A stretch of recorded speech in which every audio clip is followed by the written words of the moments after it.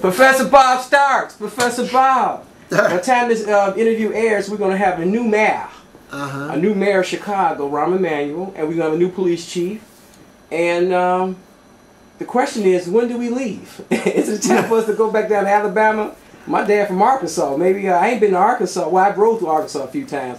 I haven't been in the town he grew up in it since 1971. Maybe it's time for me to go back down to Arkansas. No, I think we should stay in Chicago. It's no big deal. Rahm Emanuel is an anomaly. He's not a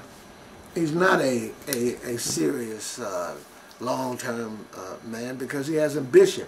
He does not want to stay the mayor of the city of Chicago for more than 1 or 2 terms, and he'll want to go off to be senator or ambassador or something. He's really a very ambitious young man.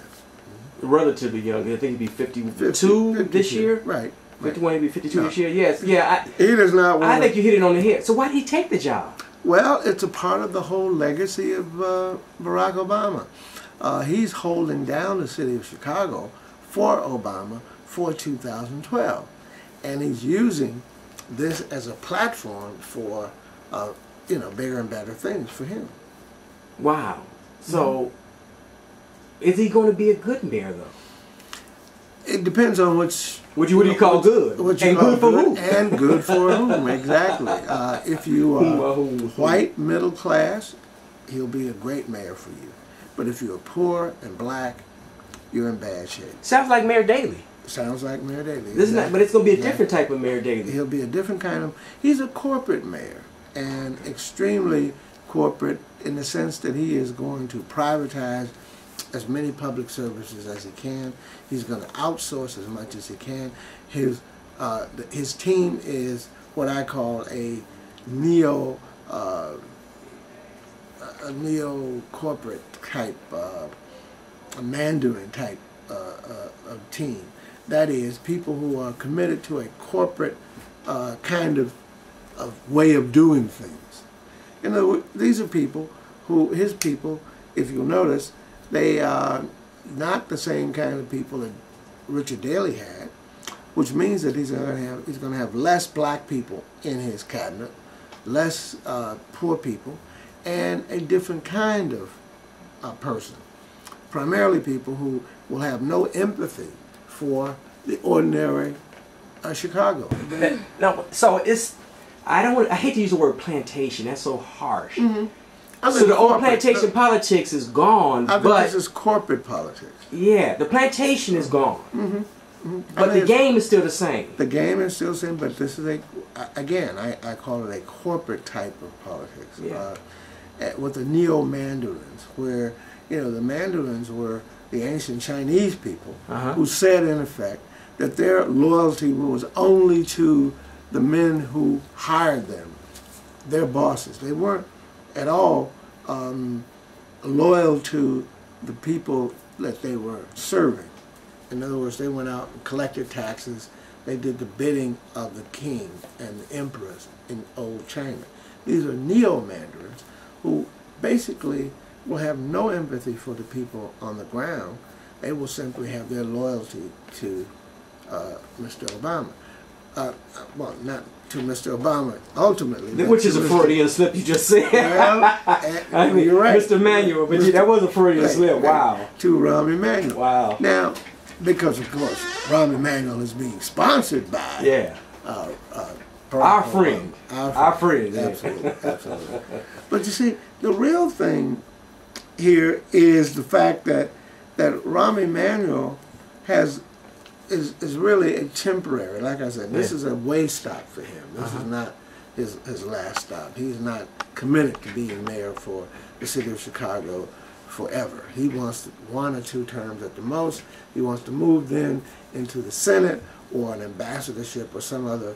But so how do we little people, how does the ordinary people manage life in Chicago? Because most of the African Americans, as you well know, we become middle class mainly because of good old government jobs. Yeah, exactly. Then if you look at the 20th century, particularly the last half of the 20th century, the great majority of African Americans who moved from the lower class into the middle class moved there by virtue of affirmative action, and government jobs. Again, if you look at the number of African Americans who are making middle-class wages in America today, they are in government jobs, state, local, as well as national jobs.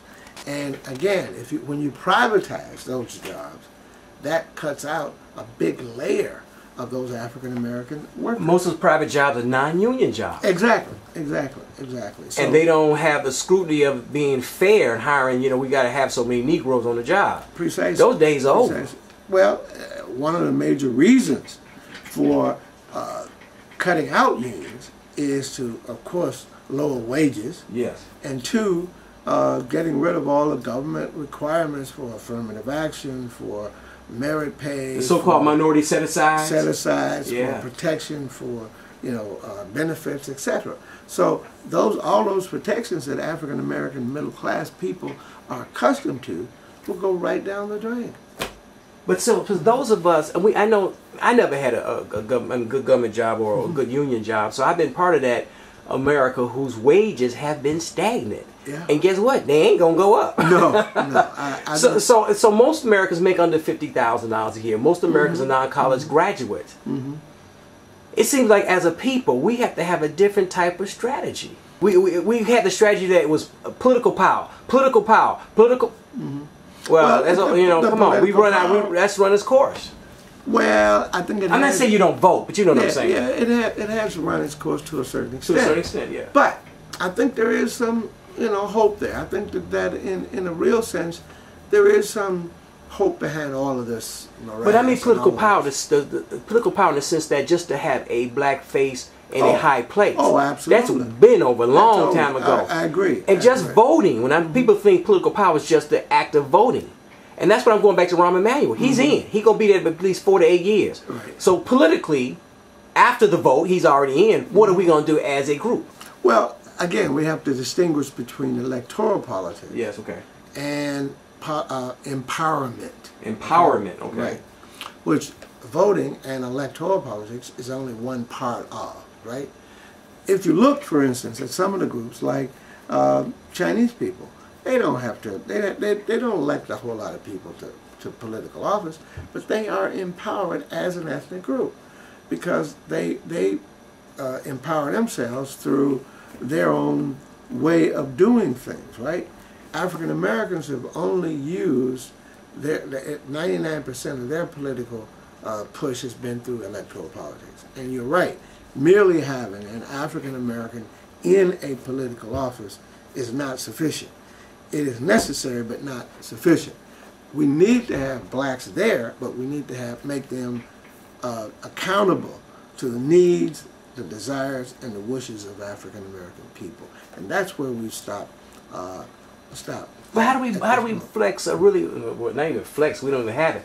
How do we strengthen our political empowerment so we can either take on, challenge, or even work with Rahm Emanuel, the new Board of Education, well, what they call a CEO of the public schools, and also the new police chief. Police chief, right. Right down the street, the police chief. I mean, people think we're not empowered. Rahm Emanuel's a nice guy. I met him a couple of times. He's the grand poobah. We can't take on City Hall. People feel that way. Well, the real problem is the way in which we flock to Rahm Emanuel.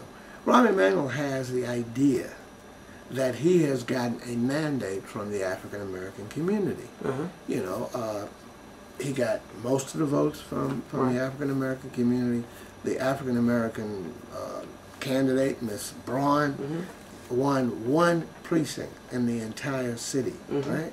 So he feels, and his supporters feel, that the African American community love him. When you see him on television, he's hugging black children, he's dancing, he's going to L stops, he's going to schools. Yeah, he did a good job. And so the PR is beautiful, and he has internalized this, and to some extent, some African Americans who supported him also believe that he is, he's on good paper with African Americans. However, I must tell you, and I must warn you, that given 3 to 4, maybe 5 months, those people who rah-rah about Rahm Emanuel, and who voted for Rahm Emanuel, will be, in for a real shock, because this man is not a friend of African Americans. He is not. He is a corporate man who believes in a corporate approach to politics, which means then that he is not about affirmative action. The people he's putting in, as I said, the new mandarins. The example is the man who heads up the Board of Education, Mr. Broussard? Broussard. Broussard, yeah. Mr. Broussard is a corporate type of manager. He believes in managing from a corporate perspective. You can't, the whole Duncan approach to public education is a corporate approach. The CEO approach? The CEO approach, which won't work. I mean, we're talking about taking a CEO approach to a situation which is basically rooted in powerlessness, in poverty, in a community that needs a support from a community perspective, not simply in the classroom. In other words, you cannot judge a teacher by grades and I mean merely by tests, and that's what's happening. Right. Because in effect, what you say, what this new CEO is proposing, is that you look at the exams and the tests that the children have taken at the end of the year, and if they don't match up, then you do not pay that teacher X amount of dollars, or you fire them, right? And then you downgrade the power of the unions. Before I forget, I want to go back to this class struggle among African Americans. That's my favorite subject. Let's stay with the schools for a second. My understanding that a lot of African American teachers, black teachers, have been fired or let go or been kicked out, and also principals, African American principals in the public schools have been eliminated. That was under Daley and Huberman, Ron Huberman.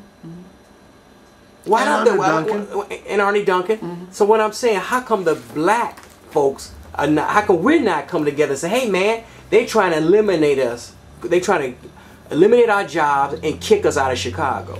Well, I think it's a complicated question. But it is a complicated question. But a part of it is that many in the middle class have always said, well, basically, he's bad and he's done bad things, Huberman, Daley, Duncan, etc. But it doesn't affect me. It doesn't affect me. It only affects those poor people. And therefore, I can send my kid to charter school. Or Whitney Young, Walter Payton, Northside Prep. Gwendolyn Brooks. So away from the other low-class Negroes, lower-class Negroes. Right. And so this sort of class thing is really very interesting.